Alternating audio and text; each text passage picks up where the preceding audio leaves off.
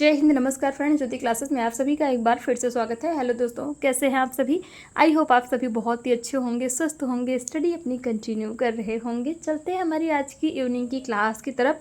जैसा कि आप सभी जानते हैं, आपको morning to evening 2 classes provide कराई जाती हैं इस चैनल के माध्यम से होम साइंस की, जिसके अंतर्गत हम सुबह 9 बजे एक क्लास करते हैं और शाम को 7:05 की आपकी एक क्लास होती है। हमारा जो फिक्स टाइम है यही है। कभी कदार लेट हो जाता है, ऐसा नहीं है कि, बट मोस्टली हमारा जो है मॉर्निंग में 9:05 की क्लास होती है और इवनिंग में 7:05 पे क्लास होती है। बट आज की जो क्लास आपकी 9 बजे वाली थी सुबह की, वो नहीं हो पाई फ्रेंड्स। उसके पीछे का रीज़न कि आज नेटवर्क का प्रॉब्लम था। नेटवर्क इशू होने की वजह से आज सुबह की आपकी क्लास नहीं हो पाई है। तो अभी हमारे यहाँ नेटवर्क सही है, नेटवर्क अच्छा चल रहा है, तो हम जो है क्लास आपको करा रहे हैं। और आज की क्लास में हम करेंगे फूड एंड न्यूट्रिशन साइंस। इसके अंतर्गत हम देखेंगे कार्बोस की प्राप्ति के साधन। बट क्लास स्टार्ट करने से पहले हमेशा की तरह चैनल पर फर्स्ट टाइम विजिट किए हैं, चैनल को लाइक शेयर सब्सक्राइब करें, अपना फीडबैक हमें दें और इस क्लास को हमारे जितने भी लर्नर्स हैं उन सभी के पास शेयर करें, ताकि वो भी हमारे साथ जुड़ के अपनी स्टडी कंटिन्यू कर सके। क्योंकि इस चैनल के माध्यम से आपको होम साइंस की क्लास के साथ साथ करंट अफेयर्स, जीके जीएस की क्लास भी प्रोवाइड कराई जाती है बहुत ही शॉर्ट टाइम में। जी हाँ, शॉर्ट टाइम इसलिए मैं बोल रही हूँ क्योंकि शॉर्ट्स के द्वारा आपको क्लासेस प्रोवाइड कराई जाती है। ज़्यादा जो उनका टाइम ड्यूरेशन होता है बहुत मैक्सिमम अगर देखा जाए तो 2.5 मिनट्स का जो है मैक्सिमम टाइम होता है। उसी के अंतर्गत आपको डेली टॉप 10, 15, 20 जैसे ही टाइम, जितना टाइम मिल पाता है उसी के अकॉर्डिंग मैं आपको जीके जीएस या फिर करंट अफेयर्स की एक क्लास आपको प्रोवाइड करती हूँ। और आप जो आपकी करंट अफेयर्स की आज क्लास हुई थी सुबह की, तो उसका भी फीडबैक हमें दीजिएगा कि वो क्लास आपको कैसी लगी है। और साथ ही साथ जो है ये जो आप होम साइंस पढ़ रहे हैं इसका भी फीडबैक अवश्य दिया करिए, क्योंकि आपके फीडबैक से मुझे बहुत ही मोटिवेशन प्राप्त होता है। चलिए विदाउट टाइम वेस्ट के स्टार्ट करते हैं आज की क्लास। जैसा मैंने बोला, आज की क्लास में हम करेंगे कार्बोस की प्राप्ति के साधन। बट इसको करने से पहले हमेशा की तरह प्रीवियस में हमने क्या पढ़ा है एक बार क्विक रिविज़न के माध्यम से देख लेते हैं, क्योंकि आप सभी जानते हैं प्रीवियस क्लास का रिवीजन कितना इम्पोर्टेंट होता है जब भी हम कुछ नया सीखते हैं। क्योंकि जब भी हम कुछ नया सीखते हैं उसके पहले हमने क्या सीखा है, एक बार रिवीजन करने से दोनों ही टॉपिक को हम आपस में कनेक्ट कर पाते हैं और चीज़ें हमारे लिए बहुत ही आसान हो जाती है। तो ध्यान दीजिएगा, प्रीवियस क्लास के रिवीजन हम देखते हैं। तो प्रीवियस क्लास में फ्रेंड्स हमने जाना था डेक्स्ट्रीन के बारे में। किसके बारे में? डेक्स्ट्रीन। डेक्स्ट्रीन होता क्या है? तो डेक्स्ट्रीन यह एक पॉलीसैकेराइड्स के अंतर्गत ही आता है। जी हाँ, डेक्स्ट्रीन भी क्या होता है? ये भी पॉलीसैकेराइड्स ही होता है, अर्थात पॉलीसैकेराइड्स के अंतर्गत ही आता है। पॉलीसैकेराइड्स क्या है? तो पॉलीसैकेराइड्स जटिल कार्बोहाइड्रेट यानी कि कॉम्प्लेक्स कार्बोहाइड्रेट्स होते हैं। क्या? पॉलीसैकेराइड्स। आपसे अगर किसी ने पूछ लिया कि पॉलीसैकेराइड्स होता क्या है, तो आपका आंसर क्या होगा? पॉलीसैकेराइड्स एक जटिल कार्बोहाइड्रेट्स होते हैं जो कई मोनोसैकेराइड्स से मिलकर बने होते हैं। जी हाँ, पॉलीसैकेराइड्स का डेफिनेशन क्या है? तो पॉलीसैकेराइड्स जटिल कार्बोहाइड्रेट होते हैं जो कई मोनोसैकेराइड्स से मिलकर बने होते हैं। उदाहरण से समझिए, जैसे सेल्यूलोज, स्टार्च, काइटिन। तो ये सारे किसके अंतर्गत आते हैं? ये सारे आते हैं किसके अंतर्गत? पॉलीसैकेराइड्स के अंतर्गत। तो ये तो हमने देखा था पॉलीसैकेराइड्स के बारे में। दूसरा हमने जो पॉइंट कवर किया था, ग्लाइकोजन। ग्लाइकोजन क्या होता है? तो ग्लाइकोजन एक पॉलीसैकेराइड्स है। जी हाँ, ग्लाइकोजन भी क्या है? ये भी एक, जैसे डेक्स्ट्रीन पॉलीसैकेराइड्स है वैसे ग्लाइकोजन भी एक पॉलीसैकेराइड्स है। ये भी जटिल कार्बोहाइड्रेट है जिसे एनिमल स्टार्च के नाम से भी जाना जाता है। जी हाँ, ग्लाइकोजन का अगर आपसे दूसरा नाम पूछा जाए कि ग्लाइकोजन को और किस नाम से जानते हैं, तो आपको पता होना चाहिए ग्लाइकोजन को एनिमल स्टार्च के नाम से भी जाना जाता है। यह ग्लूकोज यूनिट से बना होता है और जानवरों तथा इंसानों में एनर्जी स्टोरेज के लिए इस्तेमाल होता है। क्या? जानवरों, इंसानों में ये किसके लिए इस्तेमाल होता है? तो एनर्जी के लिए इस्तेमाल होता है। क्या? ग्लाइकोजन। तो ग्लाइकोजन भी आपको समझ में आ गया होगा। ग्लाइकोजन हमने देखा था, यह दिखने में पौधों के स्टार्च जैसा होता है, लेकिन इसमें ब्रांचेस और भी ज़्यादा होती हैं। किसमें? ग्लाइकोजन में। ग्लाइकोजन दिखने में कैसा होता है आपसे पूछ लिया जाए, तो ग्लाइकोजन दिखने में पौधों के स्टार्च जैसा होता है, लेकिन इसमें ब्रांचेस यानी कि शाखाएं और भी ज़्यादा होती हैं। यह पानी में घुलनशील होता है और तुरंत ऊर्जा देने के लिए इस्तेमाल होता है। कहाँ पाया जाता है, तो आपको पता होना चाहिए कहाँ पाया जाता है, तो यह लीवर यकृत में पाया जाता है। लगभग 6 से 8% ये यकृत में पाया जाता है। क्या? ग्लाइकोजन। तो ये चीज़ें आपको समझ में आई होंगी, डेक्स्ट्रीन, ग्लाइकोजन और पॉलीसैकेराइड्स। नेक्स्ट हमने चर्चा की थी सेल्यूलोज के बारे में कि सेल्यूलोज क्या होता है। तो सेल्यूलोज यह भी एक पॉलीसैकेराइड्स है जो ग्लूकोज, ध्यान दीजिए, जो ग्लूकोज मेल्टुलस से मिलकर बना होता है। मेल्टुलस क्या होता है? किसी पदार्थ की सबसे छोटी यूनिट है। यह पौधों की कोशिका भित्ति यानी कि सेल वाल की मुख्य घटक है। सेल्यूलोज को, ध्यान दीजिएगा, सेल्यूलोज को स्ट्रक्चरल पॉलीसैकेराइड्स भी कहा जाता है। सेल्यूलोज को और किस नाम से जाना जाता है? तो सेल्यूलोज को स्ट्रक्चरल पॉलीसैकेराइड्स के नाम से भी जाना जाता है। क्यों? क्योंकि यह पौधों को मजबूती और सहारा देता है। क्या? सेल्यूलोज। ठीक, यहाँ तक पता चल गया। इसकी विशेषताएं क्या है? तो पानी में अघुलनशील है। ध्यान दीजिएगा, पानी में क्या है? पानी में अघुलनशील होता है। मनुष्य इसे पचा नहीं सकते क्योंकि, ध्यान दीजिएगा, मनुष्य इसे नहीं पचा सकते। किसको? सेल्यूलोज को, क्योंकि हमारे पास सेल्यूलोज एंजाइम नहीं है। यह डाइटरी फाइबर यानी कि रेशा की नमी की तरह कार्य करता है जो कि पाचन को रेगुलेट करता है। कहाँ पाया जाता है सेल्यूलोज? कहाँ मिलता है? तो ये आपको पता होना चाहिए। पौधों की सेल वॉल में मिलता है। कपास में लगभग, पौधों की सेल वॉल और कपास यानी कि कॉटन में मिलता है। लकड़ी और कागज़ में यहाँ पे जो है सेल्यूलोज प्राप्त होता है। तो आई होप ये सारी चीज़ें आपको पता हो गई होंगी। ये सभी पे हमने चर्चा की थी हमारी प्रीवियस क्लास में। इतना डिटेल में मैं क्यों आपको प्रीवियस क्लास का रिवीजन करा रही हूँ, जिससे कि जिन्होंने ना भी अगर प्रीवियस क्लास देखी है तो वो भी जो है आज की क्लास देख करके प्रीवियस क्लास को अच्छे से समझ में आए। प्रीवियस क्लास में हालांकि और भी डिटेल में हमने पढ़ा है, तो उसके लिए तो आपको क्लास देखनी पड़ेगी, तभी चीज़ें आपको अच्छे से समझ में आएंगी। तो इतनी चर्चा की थी हमने हमारी प्रीवियस क्लास में। क्या क्या चर्चा की थी? हमने जाना था किसके बारे में? हमने जाना था डेक्स्ट्रीन के बारे में, पॉलीसैकेराइड्स क्या होता है, ग्लाइकोजन क्या होता है, ग्लाइकोजन के साथ साथ हमने सेल्यूलोज के बारे में चर्चा की थी, सेल्यूलोज की विशेषताएं देखी थी। तो ये सारी चीज़ें हमने हमारे प्रीवियस क्लास में पढ़ी थी। और नेक्स्ट हमारा है पेक्टिन। क्या है? पेक्टिन। हालांकि पेक्टिन पे भी हमने चर्चा किया था और साथ ही साथ हमने हेमीसेल्यूलोज भी पढ़ लिया था। तो हेमीसेल्यूलोज देखिए, जैसे कि आपको स्क्रीन पर दिख रहा है। तो हेमीसेल्यूलोज क्या होता है? हेमीसेल्यूलोज के अंतर्गत, ध्यान दीजिएगा, हेमीसेल्यूलोज भी पॉलीसैकेराइड्स के अंतर्गत ही आता है। इसमें पेंटोज, डेक्सोजन एवं यूरोनिक अम्ल होता है। दाल एवं अनाजों के छिलके में यह बहुतायत पाया जाता है, यानी कि बहुत अधिक मात्रा में पाया जाता है। अल्प मात्रा में सब्जियों में भी विद्यमान रहता है। हेमीसेल्यूलोज की तरह सुस्पष्ट, ध्यान दीजिएगा, हेमीसेल्यूलोज होता है वो सेल्यूलोज की तरह स्पष्ट नहीं होते। विभिन्न प्रकार के मोनोसैकेराइड्स अथवा इनके समूहों के उत्पादन में भी यह सेल्यूलोज से भिन्न होता है। मनुष्यों में हेमीसेल्यूलोज का पाचन नहीं होता। ये सारी चीज़ें हमने देखी थी। पेक्टिन के बारे में देखा था। तो पेक्टिन क्या है?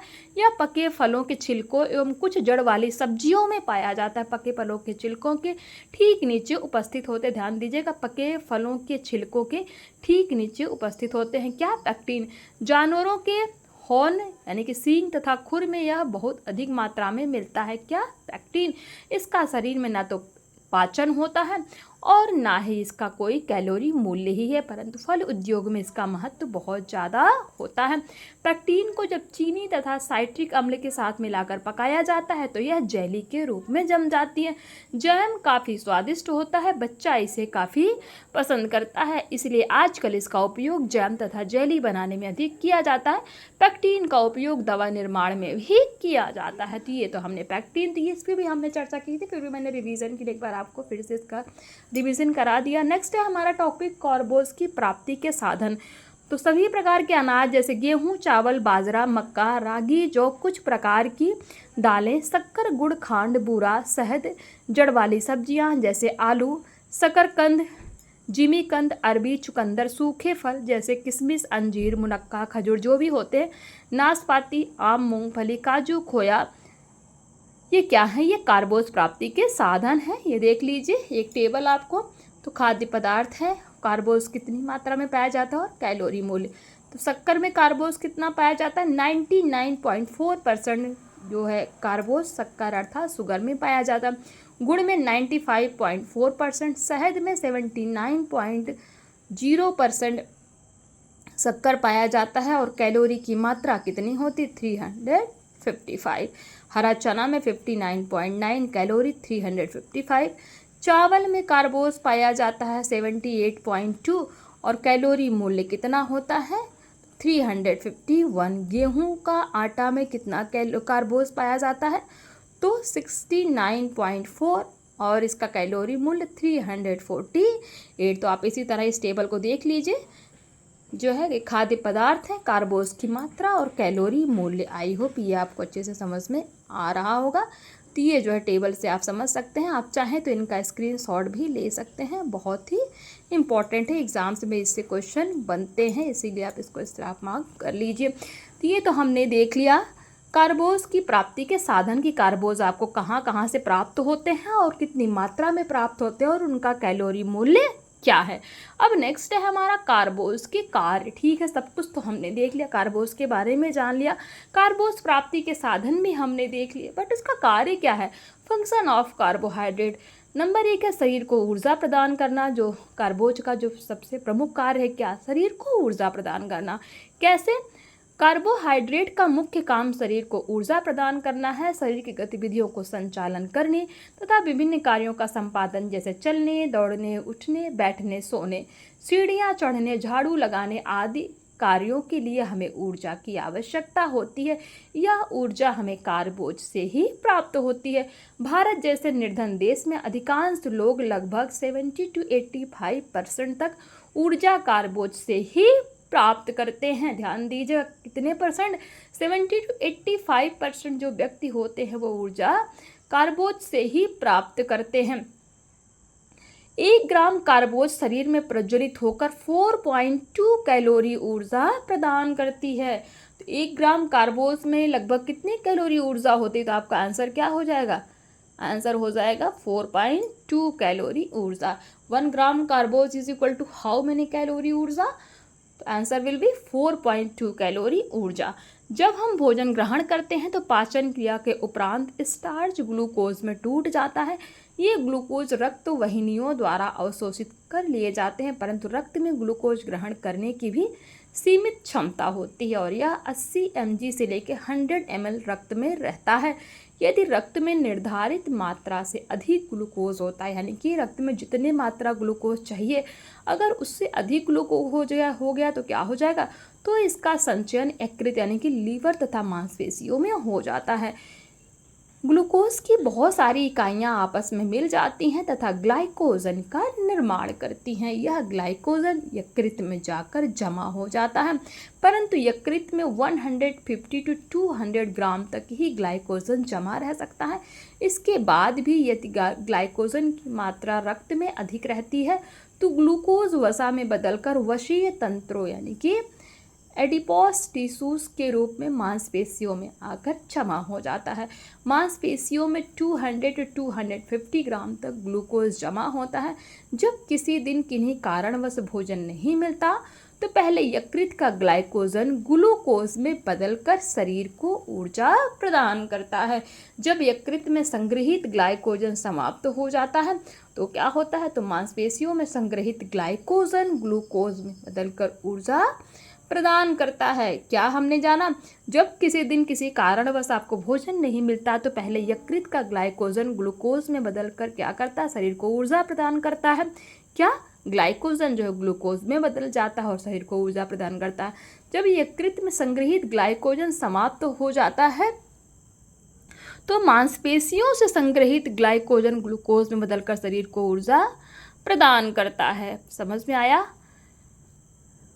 मस्तिष्क तथा नाड़ी संस्थान के लिए हर क्षण ग्लूकोज की आवश्यकता पड़ती रहती है, अतः इन अंगों में ग्लूकोज का स्रोत यानी कि सोर्सेस रहना अनिवार्य है। एक क्षण के लिए भी यदि मस्तिष्क तथा नाड़ी संस्थान में ग्लूकोज की कमी हो जाती है तो मस्तिष्क को नुकसान हो सकता है। नाड़ी विकार संबंधी लक्षण दृष्टिगोचर हो सकते हैं। तो ये तो हमने देखा कार्बोज का पहला कार्य क्या है, शरीर को ऊर्जा प्रदान करना। दूसरा कार्य क्या है, प्रोटीन की बचत यानी कि सेविंग ऑफ प्रोटीन, ये प्रोटीन की सेविंग भी करता है। कैसे करता है चलिए देखते हैं। प्रोटीन का मुख्य काम क्या है, शरीर की समस्त कोशिकाओं, ऊतकों, रक्त, मांसपेशियों, बाल, त्वचा आदि का निर्माण करना। प्रोटीन का मुख्य कार्य क्या है, आपसे अगर क्वेश्चन बन जाता है प्रोटीन का मुख्य कार्य क्या है, तो आप क्या बताएंगे। प्रोटीन का मुख्य कार्य है शरीर की समस्त कोशिकाओं, ऊतकों, रक्त, मांसपेशियों, बाल, त्वचा आदि का निर्माण करना तथा टूटे फूटे क्षतिग्रस्त कोशिकाओं की मरम्मत करना। यही क्या है, प्रोटीन का मुख्य कार्य है। प्रोटीन शरीर की वृद्धि एवं विकास के लिए अति आवश्यक है, इसीलिए प्रोटीन को शरीर की आधारशिला यानी कि बिल्डिंग ब्लॉक्स ऑफ बॉडी भी कहते हैं। क्या कहते हैं, बिल्डिंग ब्लॉक्स ऑफ बॉडी। परंतु कार्बोज एवं वसा की अनुपस्थिति में शरीर की मांग के अनुसार प्रोटीन ही टूटकर ऊर्जा प्रदान करने का काम करता है। फलतः प्रोटीन का जो मुख्य काम निर्माणात्मक है वह गौण हो जाता है और प्रोटीन ऊर्जा उत्पादक यानी कि एनर्जी एल्डिंग न्यूट्रिएंट्स तत्व की तरह ऊर्जा देने लगता है। प्रोटीन महंगे खाद्य पदार्थों में पाए जाते हैं, अतः प्रोटीन से ऊर्जा प्राप्त करना कोई बुद्धिमानी नहीं है, इसलिए आहार में पर्याप्त मात्रा में कार्बोज युक्त खाद्य पदार्थ लेना चाहिए ताकि उससे शरीर की मांग के अनुसार कैलोरी मिलती रहे तथा आहार में उपस्थित प्रोटीन का उपयोग ऊर्जा के स्रोत में ना होकर निर्माणात्मक रूप में होता रहे। और प्रोटीन अपना मुख्य काम तंतुओं की टूट फूट की मरम्मत, मांसपेशियों का निर्माण, रक्त आदि का निर्माण कर सके व शरीर को सुंदर, सुडौल, कांतिमय, स्वस्थ एवं सुगठित बनाए रखने में अहम भूमिका निभा सके। क्या, प्रोटीन। तो ये तो हमने देखा प्रोटीन के कार्य। प्रोटीन का मुख्य प्रोटीन ही कार्बोहाइड्रेट के कार्य, कार्बोहाइड्रेट के क्या कार्य क्या है। तो पहला कार्य जो हमने देखा, कार्बोहाइड्रेट का कार्य क्या है, शरीर को ऊर्जा प्रदान करना और प्रोटीन की बचत। तो आई होप आज की क्लास आपको समझ में आई होगी। क्लास अच्छी लगी हो तो अपना फीडबैक अवश्य दीजिएगा, बताइएगा कि चीज़ें आपको समझ में आ रही है अन्यथा नहीं। और ये जो हमारा नेक्स्ट जो है कार्बोज का जो कार्य है क्या है, विटामिन बी समूह के संश्लेषण में।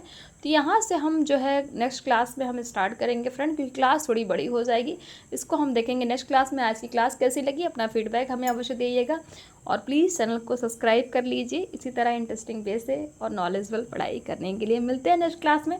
तब तक के लिए जय हिंद, नमस्कार। हंसते रहिए, मुस्कुराते रहिए, एक दूसरे की हेल्प करते रहिए। धन्यवाद।